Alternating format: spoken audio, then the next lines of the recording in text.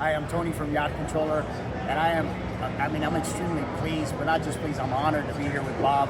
So Bob is one of our legacy customers. Bob has been with us since 2003. He's one of our first 25 customers to ever have wireless control of his boat.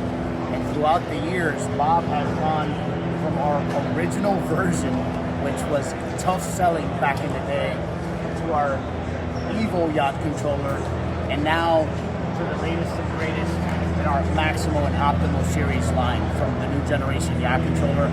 Bob, man, I just want to thank you, man.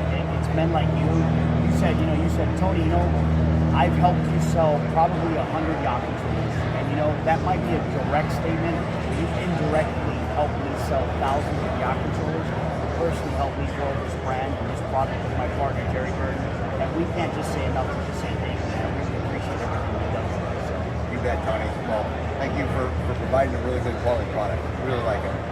See, I originally put it on my 57 Carbon, right? I came here, it's just the problem is going in and out of the locks in Seattle is really tough when I'm doing it individually, by myself. It's just, my wife at the time says, I'm not going to help you. You're going to boat alone. So I found you and you came up with a Yacht Controller.